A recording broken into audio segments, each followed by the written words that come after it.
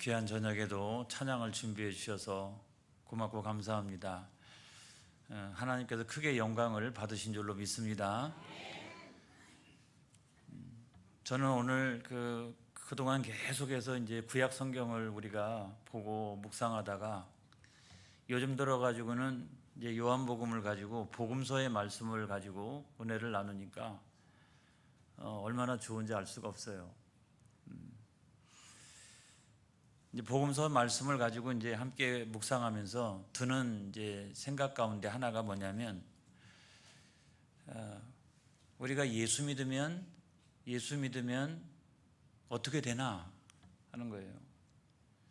너무나 우리가 잘 아는 이제 이야기인데, 예수 믿으면 어떻게 되나? 많은 사람들은 예수 믿으면 복 받는다고 그럽니다. 안 그래요? 맞잖아요. 복 받는 거죠. 복 받는 건데, 이 세상 사람들이 이야기하고 있는 그런 복은 아닌 것 같다 하는 생각이 듭니다. 적어도 성경이 이야기하고 있는 이 복을 우리가 자세히 살펴보게 되면 유교가 이야기하는 또는 세상이 이야기하고 있는 그 복과 꼭 일치하지는 않는다는 거죠. 그래서 오복이라고 하는 말이 있지 않습니까? 수, 부, 강령, 위오덕, 고종명, 이건데 이걸 보면은 장수하는 거죠. 장수. 근데 장수하는데 부자로 장수하는 거죠. 또 병들지 않고 건강한 거잖아요. 다른 사람들에게 위호덕, 덕을 베풀면서 살아가는 거고, 고종명, 내가 죽을 때 길거리에서 객사하지 않고 집에 돌아와 가지고 내 술을 다 누리다가 평안히 운명하는 거, 그거를 우리가 일상 사람들이 이야기하는 일상적인 복이라고 생각합니다. 근데 성경에 보면 그런 복들도 많이 나와 있지만 성경의 복은 그거하고 좀 근원적으로 좀 다른 것 같아요. 예를 들어 보면 시편 1편 1절로 2절 말씀을 한번 보겠습니다. 시작. 복 있는 사람은 낙인들의 꾀를 따르지 아니하며 죄인들의 길에 서지 아니하며 오만한 자들의 자리에 앉지 아니하고 오직 여호와의 율법을 즐거워하여 그의 율법을 주야로 묵상하는도다. 그러니까 복이라고 하는 게 다른 게 아니고 악인들의 꾀를 따르지 않는 거예요. 죄인들의 길에 서지 않는 거예요. 그리고 오만한 사람의 자리에 앉지 않는 거예요. 그리고 여호와의 율법을 주야로 묵상하는도다. 할렐루야. 그러니까 하나님 말씀을 늘 즐거워하면서 그거를 주야로 묵상하는 거다. 그렇게 보면 뭐가 좀 차원이 다르다는 생각이 들어요. 일상적인 복도 성경에 보면 다 있는데 성경이 말씀하고 있는 근원적인 복이라고 하는 것은 차원이 다른 것 같다. 그리고 가장 대표적인 말씀 가운데 마태복음 5장 같은 경우, 마태복음 5장 3절 이하 12절까지 말씀을 다 한번 읽어보겠습니다. 시작. 심령이 가난한 자는 복이 있나니 천국이 그들의 것이며 애통하는 자는 복이 있나니 그들이 위로를 받을 것이며 온유한 자는 복이 있나니 그들이 땅을 기업으로 받을 것이며 의에 줄이고 목마른 자는 복이 있나니 그들이 배부를 것이며 긍휼히 여기는 자는 복이 있나니 그들이 긍휼히 여김을 받을 것이며 마음이 청결한 자는 복이 있나니 그들이 하나님을 볼 것이며 화평하게 하는 자는 복이 있나니 그들이 하나님의 아들이라 일컬음을 받을 것이며 의를 위하여 박해를 받는 자는 복이 있나니 천국이 그들의 것임이라. 나로 말미암아 너희를 욕하고 박해하고 거짓으로 너희를 거스려 모든 악한 말을 할 때는 너희에게 복이 있나니 기뻐하고 즐거워하라. 하늘에서 너희의 상이 큼이라. 너희 전에 있던 선지자들도 이같이 박해하였느니라. 할렐루야. 이게 아주 유명한 팔복 아니겠어요? 팔복. 어느 것 하나도 우리가 이렇게 생각해 보면 일상적인 복이 아니잖아요. 뭔가 차원이 다른 복이잖아요. 그래서 옛날에 선지자들도 엄청나게 박해를 받았는데 그래도 기뻐하고 즐거워하라. 왜냐하면 그것이 복이라는 거예요. 할렐루야. 그러니까 성경이 이야기하고 있는 복은 보다 더 근원적이다. 차원이 다른 그와 같은 복이다. 그래서 우리가 예수 믿을 때 이것이 일치하는 경우도 있고 일치하지 않는 경우도 있어요. 어떤 사람은 일상적인 복도 많이 받고 근원적인 복도 있는 것 같아요. 그런데 어떤 사람은 죄송합니다. 일상적인 복은 지지리도 없는 것 같아요. 그런데 근원적인 복이 있어요. 제가 드리고 싶은 말씀은 어떤 거냐면 내가 일상적인 복이 좀 부족하다 할지라도 내가 근원적인 복이 나에게 있다라고 하면 그것으로 기뻐하고 즐거워하라. 왜냐하면 하늘에서 받을 상이 크민이라. 할렐루야. 그래서 기독교가 이야기하는 성경이 말씀하고 있는 복이라고 하는 것은 차원이 다를 뿐만 아니라 진정한 복이라고 하는 것은 그런 것이 아니라고 하는 것을 우리들에게 말씀해 주고 있는 거예요. 저는 성경 전체를 통해서 가장 진정한 복이란 무엇일까? 그건 다른 게 아니라 오늘 성경의 말씀에 있는 것처럼 내가 하나님의 자녀가 된 복. 할렐루야. 이 복이 최고다는 거예요. 그게 참된 복이요. 그게 진정한 복 아니겠어요? 성경에 있잖아요. 요한복음 1장 12절에 있는 말씀에 보면 다 같이 시작. 영접하는 자 곧 그 이름을 믿는 자들에게는 하나님의 자녀가 되는 권세를 주셨으니. 그러니까 예수님을 영접하고 예수님을 나의 구주로 그 이름을 믿는 자는 하나님의 자녀가 된대요. 할렐루야. 그런데 누구든지 다 그 예수님 영접하고 예수님을 나의 구주로 믿기만 하면 하나님의 자녀가 된다. 하나님 자녀. 하나님의 자녀가 되는 권세를 누리게 된다. 근데 여기에는 좀 설명이 좀 필요할 것 같아요. 그냥 예수 믿으면 그렇게 되는 거냐 이죠. 그래서 거기에 대한 해답이 뭐냐면 그 요한복음 1장 13절에 있는 말씀이거든요. 시작. 이는 혈통으로나 육정으로나 사람의 뜻으로 나지 아니하고 오직 하나님께로부터 난 자들이니라 그랬어요. 그래서 혈통이나 육정으로 사람의 뜻으로 난 사람들은 누구의 자녀예요? 사람의 자녀잖아요. 그래서 사람의 자녀가 다 하나님의 자녀다라고 이야기할 수 없어요. 혈통으로 낳고 육적으로 낳고 사람의 뜻으로 결혼해가지고 낳는데 그게 사람의 자녀라고 이야기할 수는 있지만 그 사람의 자녀가 전부가 다 하나님의 자녀다라고 이야기할 수 없다고요. 하나님의 자녀는 누가 하나님의 자녀냐? 하나님께로부터 난 자들이 하나님의 자녀라는 거예요. 할렐루야. 그런데 하나님은 영이신데 우리가 하나님께로부터 어떻게 날 수가 있지? 사람에게 나는 거야 뭐 모태에서부터 낳고 이러니까 이해가 되는데 하나님께로부터 난다라고 하는 것이 도무지 이해가 안 가요. 영이신 하나님 앞에서 우리가 도무지 어떻게 날 수 있습니까? 그런데 하나님께서는 나를 하나님의 자녀로 삼으시고 할렐루야 택하시고 부르셨다는 거죠. 그리고 내가 믿음으로 말미암아 하나님의 자녀로 낳는 거예요.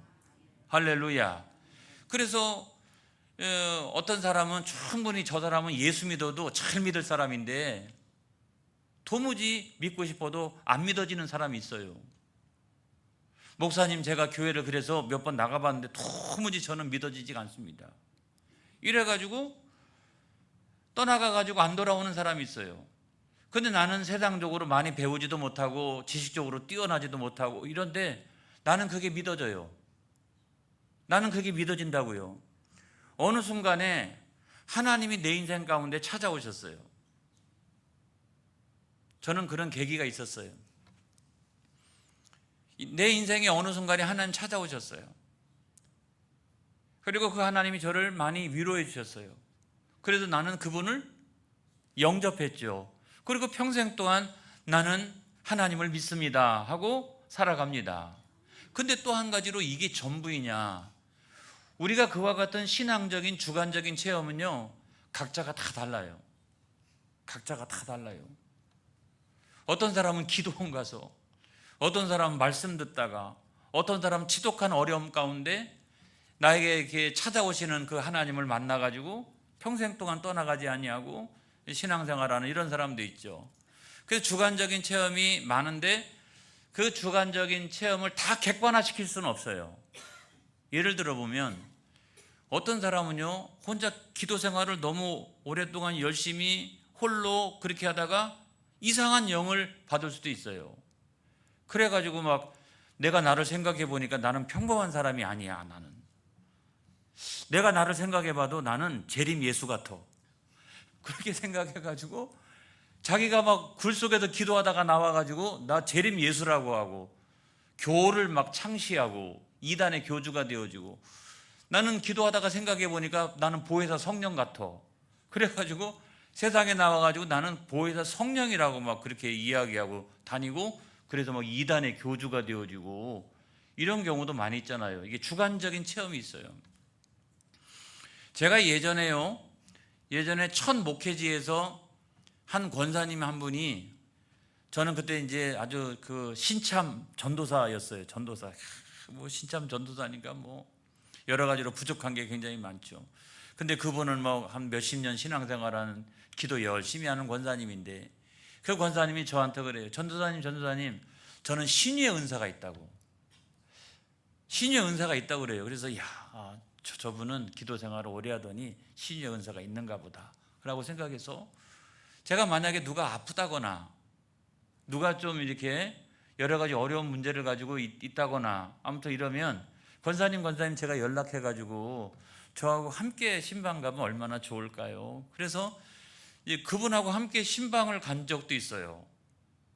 근데 그분은 이제 가면 막 손을 떨어요. 이렇게 손을 막 주여 막 이렇게. 근데 제가 아무리 봐도 이 전도사 신참대기가 아무리 봐도 그분은 신의 은사가 없어요. 없는데 자기는 있대요. 그래 막 그래가지고 다음번에 가가지고 막 더 세게 흔들어요. 손을 세게 흔드는 정도에 따라 가지고 사람이 병이 낫는 게 아니잖아요. 막 어떤 데 막 두 손으로 막 이렇게 그런다고 해서 낫는 게 아니잖아요. 우리가 은사가 있더라도 치료하시는 분은 하나님이신 줄로 믿습니다.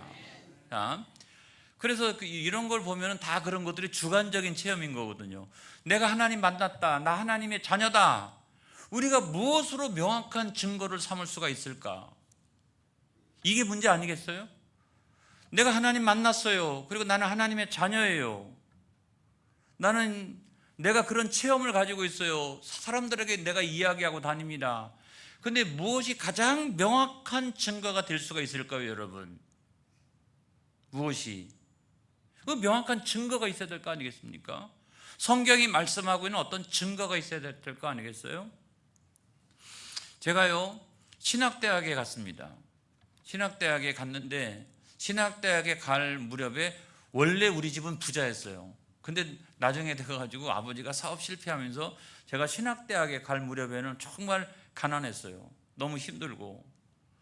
근데 이제 신학대학에 가가지고 이제 뭐 등록금 같은 경우에 장학금으로 제가 받고 다녔는데 생활비는 어떻게 해요? 그러니까 과외를 저는 늘 했어요. 과외를 했어요. 그때 누구네 집에 가가지고 막 교인 자녀 목사님이 소개시켜주면 거기 가가지고 과외 같은 거 하고, 그 다음에 또 시간적인 여유가 있으면 막 동수원 이런 데 가가지고 이렇게 소위 노가다라고 이야기하는 그런 건축 현장에 가가지고 일도 많이 하고 제가 그렇게 했어요. 그래서 일상생활비는 다 거기서, 학비는 다 거기서 이렇게 해가지고 제가 학교를 다닌 적이 있어요.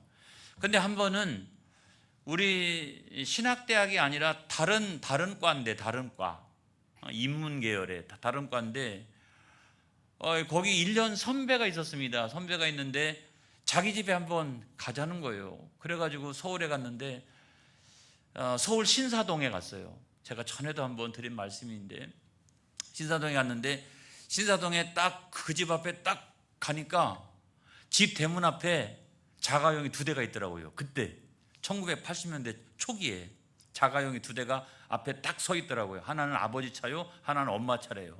이야, 대문을 열고 들어갔더니 앞마당에 수영장이 있더라고요. 수영장이 있고, 그 다음에 2층 집으로 이렇게 했는데, 이제 그때 마침 배가 고파가지고 이제 같이 저녁 식사를 하게 되었는데, 이야, 반찬이 달라요. 반찬하고, 그 다음에 밥도 하얗게 된 그 쌀밥에다가 국도 이렇게 나와 있는데, 제가 얼마나 허겁지겁 먹었는지 지금 생각해도 참 부끄럽다 이런 생각이 들어요. 그 집에서 1박을 했습니다. 그 집에서 1박 했는데 내가 속으로 그런 생각을 했어요. 야, 내가 이 집에 태어났더라면 야, 내가 좀 남부러울 것이 없이 그렇게 정상적으로 성장하고 뿐만 아니라 나중에는 내가 공부도 하고 싶은 대로 다 하고 독일이나 뭐 미국이나 이런 데로 유학도 가고 막 이렇게 할 수 있을 텐데, 여러분, 제가 그런 마음을 가졌다고 해가지고 그 집 자녀가 되는 건 아니잖아요.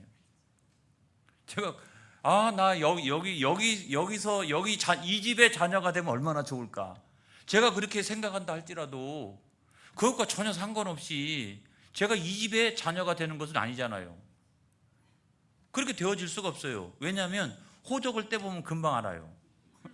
내가 이 집의 자녀가 아닌 거는 뭐 다른 거 갖고 설명 필요 없어요. 주민등록 등본 떼보면 금방 알아요.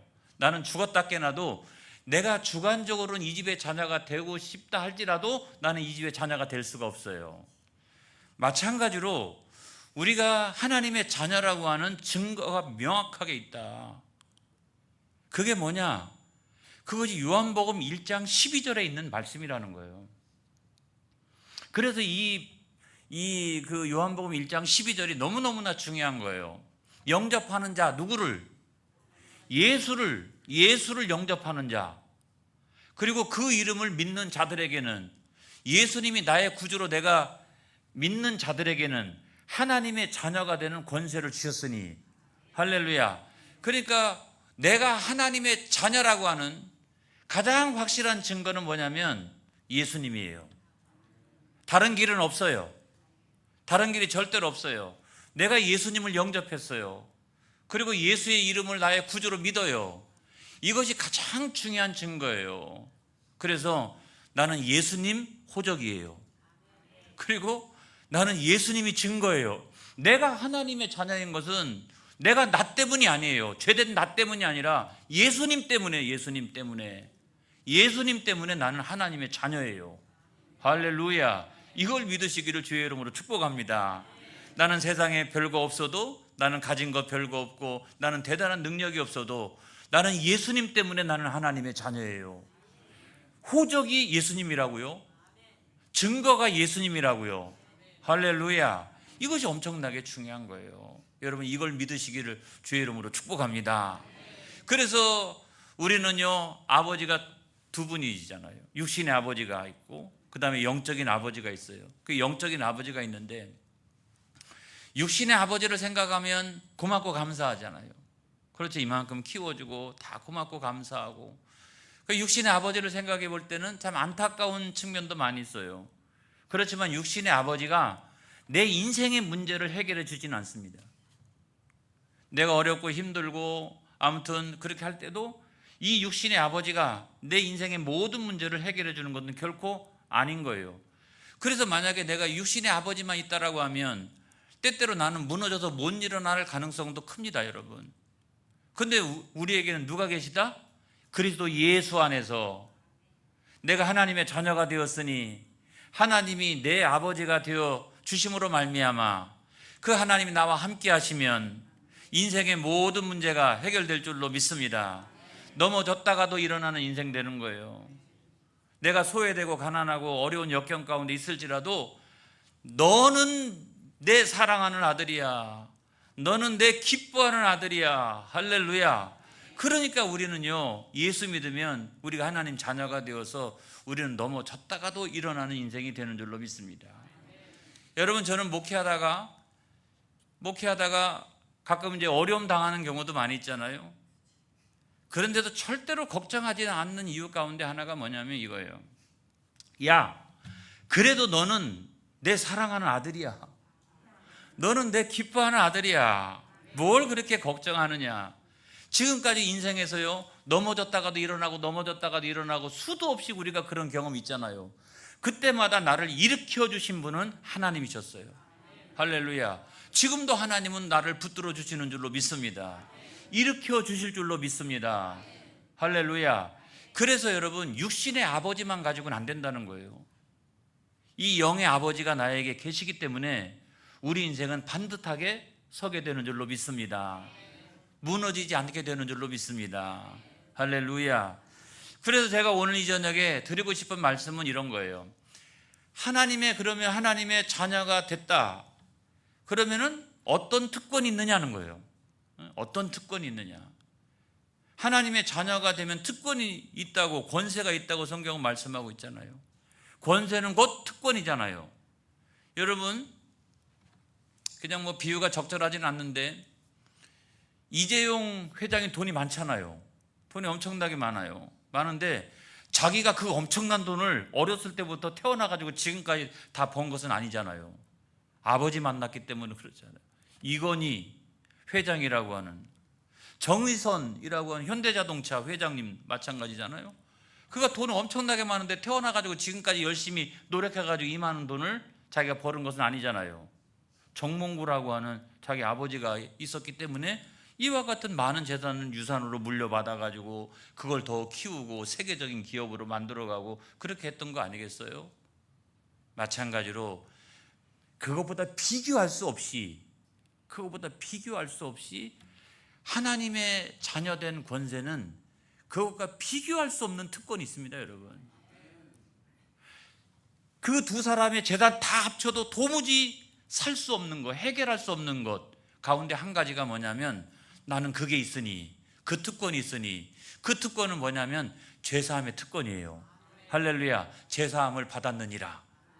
그리스도 예수 안에서 우리는 하나님의 자녀로서 죄사함을 받았다는 거죠. 제가 요즘 계속 요한복음을 강의하면서 강조하는 것이 있죠. 새벽에도 강조하고 계속 강조하는 거 있어요. 우리 인생에 있어서 가장 최대의 문제는 뭐냐? 그건 죄의 문제다. 죄의 문제인데, 여러분 어떤 문제든지 간에 다 그 근본을 따지고 들어가다 보면 이 죄의 문제하고 연관성이 있어요. 죄가 우리 가운데 찾아오면 두려운 마음이 생기기 시작하고, 죄가 우리에게 찾아오면 어둠이 같이 찾아오기 시작합니다. 그래서 가정에 죄가 들어오면 가정이 무너지는 거고, 사회에 죄가 들어오면 사회가 무너지는 거고, 나라에 죄가 들어오면 나라를 팔아먹는 사람들이 생기기 시작하는 거죠. 이 죄가 그만큼 무서운 건데, 이 죄가요 굉장히 확장성이 있어요. 영향력이 있고 계속 대를 이어가고 이게 확장성을 갖게 되는 것이다. 그래가지고 어둠 속에 한번 빠지기 시작하면 계속적으로 그 어둠 속으로 이게 멈춰지지 않아요. 계속적으로 어둠 속으로 그렇게 하다가 나중에는 어떻게 된다? 지옥에서 멸망당하게 된다. 이런 거예요. 그래서 죄가 간단한 것 같아도 이 죄의 문제가 가장 중요하다. 이게 가장 중요하다. 그런데 또 다른 하나의 문제는 뭐냐면, 그 엄청나게 중요한 죄의 문제를 인간 스스로가 해결할 수가 없다는 거예요. 그래가지고 어떤 사람은 윤리 도덕으로 좀 해결해 보려고 노력하고, 어떤 사람은 돌을 좀 닦아보기 시작하고, 돌을 아십니까? 이러면서 돌을 닦아보고, 어떤 사람은 세상에 수많은 종교가 있으니까 종교에 귀의를 해보고, 또는 심지어는 우리가 율법을 많이 알아도 마찬가지예요. 율법은 우리로 하여금 죄가 무엇인지를 깨닫게 하여 주지만 율법 그 자체가 우리를 구원해 주는 건 아닙니다, 여러분. 그러니까 나는 아주 율법적으로 말이야 그렇게 해도 소용이 없는 거예요. 100% 인간은 100% 99.999도 아니에요. 인간은 100% 죄의 문제를 스스로가 해결할 수가 없어요. 그래서 하나님이 어떻게 하셨다? 예수 그리스도의 십자가 위에서 단번에 그 죄의 문제를 해결하셨다. 이 사실을 여러분 믿으시기 바랍니다. 그래서 우리는 신앙생활을 잘하고 있는 거 아니겠습니까? 예수님은 나의 호적이시고 예수님은 나의 증거가 되시고 나는 그래도 하나님의 자녀다. 나는 명확하다. 할렐루야. 그런 믿음을 가지고 우리가 살아가게 되는 거잖아요. 여러분, 죄의 문제를 해결할 때는 두 가지 방법밖에 없어요. 하나는 뭐냐면 죄값을 내가 치르는 거예요, 그냥. 근데 죄의 삭은 사망이니라 했기 때문에 이 죄의 삭은 사망이에요. 근데 사망은 그냥 사망이 아니에요. 영원한 사망이라고요. 죄의 문제를 해결하지 못하면 영벌에 처하게 되고 그것이 바로 지옥 형벌이라고요. 그러니까 이것을 가지고 야, 내가 뭐 책임지면 되지 뭐 내가. 어떤 사람은요, 자기가 죄를 지어놓고서 자기가 책임진대요. 이거 무식한 소리예요, 이런 거예요. 이거 냅둬요, 그냥. 내가 이대로 살다가 죽게. 이거 아주 무식한 소리예요. 이거 무식한 소리예요. 그렇게 살다가 죽으면 죽는 것으로 끝나는 게 아니고 죄의 책임과 그 형벌을 내가 짊어지면 끝이다. 천만의 말씀, 영원한 지옥 형벌이 기다리고 있다는 사실을 알아야 되는 거예요. 그렇기 때문에 이거는 절대로 구원이라고 얘기할 수 없어요. 내가 나를 구원한다고요? 있을 수 없어요. 그런데 또 다른 한 가지 방법은 뭐냐면 이 죄의 형벌을 누가 대신 져주는 거죠. 내 대신에. 근데 똑같은 죄인이면 되겠어요? 안 되잖아요. 근데 다 인간은 죄인이기 때문에 하나님의 의에 이를 수 없으니까 하나님이 인간의 육신을 입고 세상에 내려오셔서 우리 죄를 대신하여 십자가에서 죽으셨나니 그분이 하나님이시다. 그분이 성자 하나님이시다. 할렐루야. 그래서 인생의 모든 키는 매우 단순해 보여도 우리가 예수 그리스도를 믿는 믿음 외에는 인생의 문제를 해결하는 키가 절대로 없다는 사실을 우리가 알아야 되는 것입니다. 그래서 하나님의 자녀된 첫 번째 특권은 뭐냐? 제사함의 특권. 그래서 이 제사함의 구원, 제사함의 은혜, 내가 예수 그리스도를 믿음으로 말미암아 내가 죄사함을 받았느니라. 이게 얼마나 우리를 자유하게 하는지 알 수가 없어요. 우리는 여러분, 세상에 다른 것 없어도 이와 같은 놀라운 특권을 받았으니 우리는 심판의 때에 그 지옥 심판을 면하게 되는, 할렐루야, 은혜를 하나님께로부터 입은 거예요. 그래서 얼굴을 좀 펴시기를 바랍니다. 제가 요즘에 얼굴이 조금 시커매졌나 봐요. 안 그래요? 너무 신경 써서 그런가? 근데 아무튼 여러분, 그것만 생각하면 얼마나 감사한가. 그렇지? 이제 뭐 얼마 안 남았잖아요. 우리가 하나님 앞에 서게 될 날이. 그런데 나는 그래도 그 영원한 지옥 형벌을 면하였으니 얼마나 감사한가. 얼마나 감사한가. 여러분, 그런 감사, 그런 기쁨, 이런 것들을 가지고 세상의 것들 때문에 그거를 빼앗기지 않는 저와 여러분 되어지기를 축복합니다.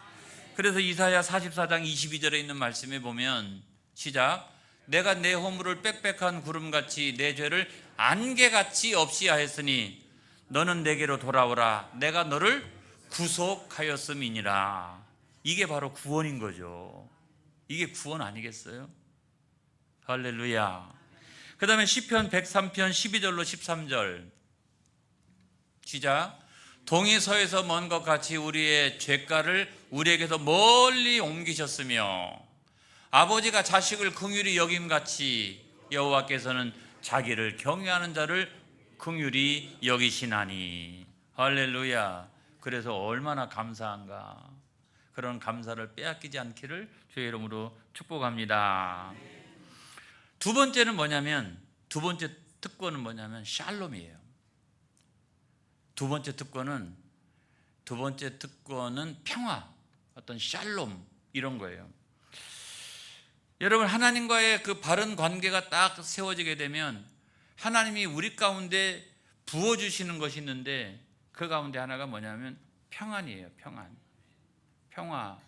그리고 그 완전한 샬롬, 뭐 때때로 뭐 어려움 당하고 때때로 뭐 시련을 겪을 수 있지만 그래도 절대로 빼앗길 수 없는 평안, 절대로 빼앗길 수 없는 샬롬, 절대로 빼앗길 수 없는 평화, 이것이 여러분 우리 가운데 있다는 거예요.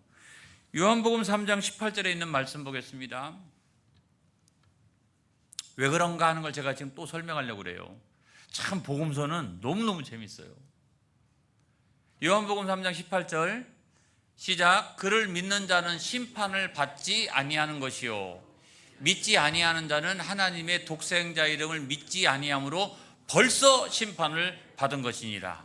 자, 이 말씀을 벌써가 밑에만 있는 게 아니라 사실은 벌써가 위에도 있는 거예요. 그러니까 내가 이 세상에서 예수님을 믿어요, 그렇죠? 하면은 심판을 받지 아니하는 거. 벌써 심판이라고 하는 것은 나중에 받는 거 아니겠습니까? 나중에 받는 거 아니겠어요? 근데 벌써 내가 믿을 때 벌써 심판을 받지 아니한다라고 하는 사실을 내가 믿기 때문에 내 마음속에는 뭐가 찾아오냐면 평강이 찾아온다라고 하는 거예요. 다시 한번 올려주세요. 그런데 믿지 아니하는 자는 하나님의 독생자의 이름 예수의 이름을 믿지 아니함으로 벌써 지금부터 벌써 심판을 받은 것이니라.